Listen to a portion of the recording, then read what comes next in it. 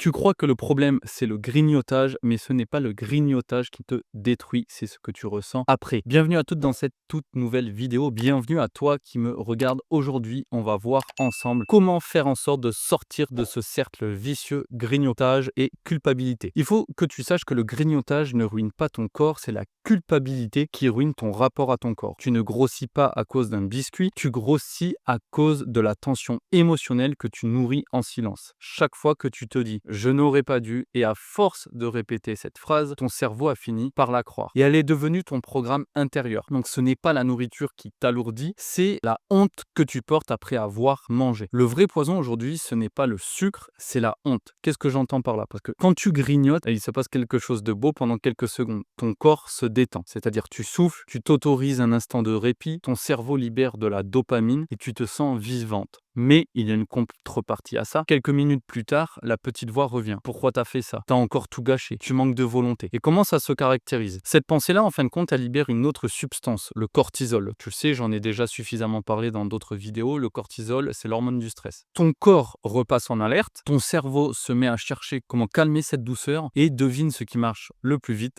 regrignoter. Et voilà pourquoi tu restes coincé, parce que ce n'est pas le sucre qui t'enchaîne, c'est la culpabilité qui le déclenche. Et la honte crée le stress. Le stress, forcément, lui, va relancer le besoin de grignoter. Et le grignotage nourrit la honte. Bienvenue, justement, dans le cercle parfait. C'est vraiment un cercle vicieux invisible, mais que beaucoup de femmes entretiennent sans s'en rendre compte. Comment fonctionne justement ce cercle vicieux? Voici ce qui se passe à chaque fois sans que tu t'en rendes compte. En premier point, il y a l'attention, le stress, le vide émotionnel. Tu grignotes pour te calmer, que ce soit après une journée, que ce soit après une émotion forte, tu grignotes justement pour te calmer, pour retrouver de la douceur, pour t'apaiser. Tu as un soulagement immédiat, ton corps se détend, ton mental aussi. La culpabilité, avec une phrase comme je n'aurais pas dû. La restriction, demain je fais attention, donc tu vas chercher à avoir encore plus de contrôle, tu vas chercher encore à te priver, à te restreindre, à renoncer entre guillemets aux petits plaisirs du quotidien, à renoncer à ton mode de vie. Et enfin, le cinquième point, c'est tu finis par grignoter à nouveau, parce que tu te seras tellement privé, tu auras apporté tellement de contrôle sur l'ensemble des métriques de ton mode de vie, de ton alimentation, de l'aspect sportif. Tu te seras tellement obligé à faire certaines choses ou obligé à ne plus consommer certains aliments que forcément derrière tu vas finir par craquer. Et ce n'est pas ton appétit qui est instable, c'est ton système nerveux qui alterne entre contrôle et relâchement. Comme un élastique en fin de compte, si tu veux, qu'on tire jusqu'à ce qu'il casse. Et aujourd'hui, et ça je pense que personne ne te l'a dit, c'est tu n'as pas un problème alimentaire, tu as un problème de régulation émotionnelle. Si encore une fois tu cherches uniquement à apporter des solutions alimentaires à ton problème émotionnel, ça ne marchera pas du tout. Donc tu dois d'abord agir sur ton aspect émotionnel, sur la régulation de tes émotions, peu importe, hein. Si ton but c'est de retrouver confiance en toi, si ton but c'est de vivre plus sereinement avec ton hypersensibilité ou de savoir t'imposer dans ton quotidien, de savoir retrouver ta place au sein je sais pas moi, de ta famille, peu importe, tu dois faire ce travail avant même d'apporter de quelconques changements alimentaires. Tu dois faire un travail introspectif, un travail psychologique. Et moi, c'est ce que j'apprends justement à mes clientes à faire, retrouver une certaine paix intérieure, à réguler leurs émotions par un travail psychologique, etc. Avant même d'agir sur l'aspect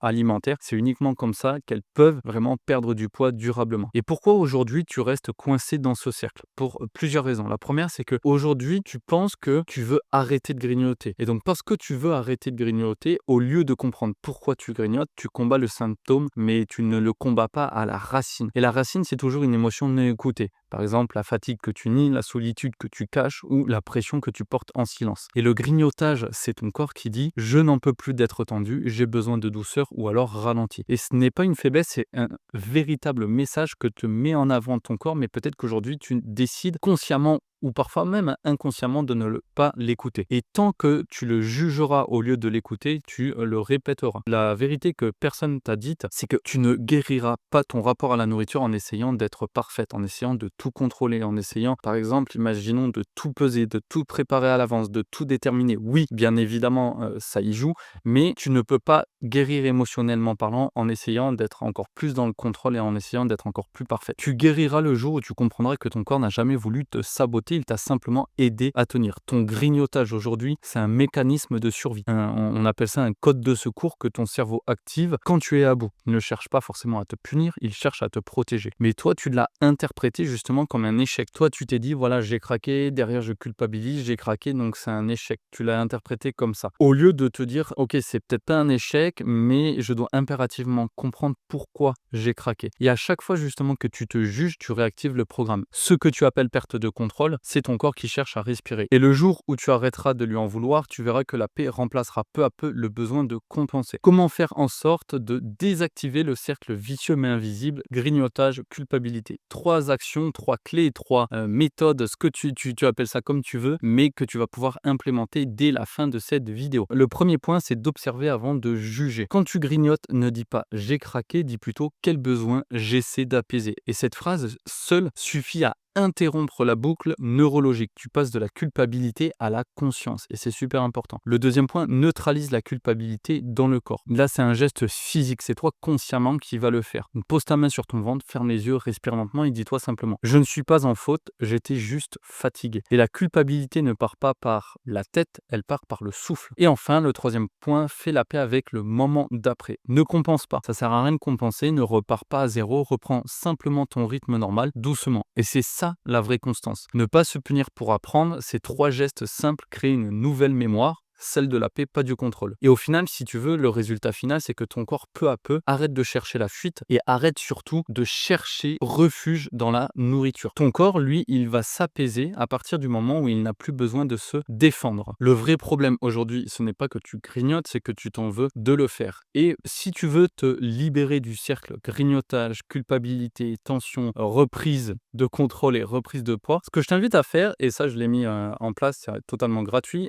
c'est à réserver ton audit MRE. C'est simplement un appel de 45 minutes où toi et moi, on cherchera à comprendre ce qui déclenche tes grignotages et comment t'en libérer durablement. Et tu verras pendant cette séance, tu découvriras comment calmer ton système nerveux pendant qu'il cherche refuge dans la nourriture, comment transformer ta culpabilité en apaisement et enfin, comment enclencher une perte de poids durable née de la paix intérieure, pas du contrôle. Et tu le sais, cet audit n'est pas pour tout le monde, il est uniquement réservé aux femmes qui ont compris que le problème n'est pas la nourriture, mais tout ce qu'elle porte à l'intérieur. Donc si tu sens que c'est le moment pour toi de te libérer, clique sur le lien sous cette vidéo et réserve ton audit MRE dès maintenant, c'est entièrement gratuit. Dans tous les cas, même si tu décides de ne pas poursuivre avec nous, on te proposera un plan d'action concret et personnalisé et ça de manière totalement gratuite. N'hésite pas encore une fois à liker et à commenter la vidéo et nous on se retrouve bientôt pour une prochaine vidéo. Ciao ciao.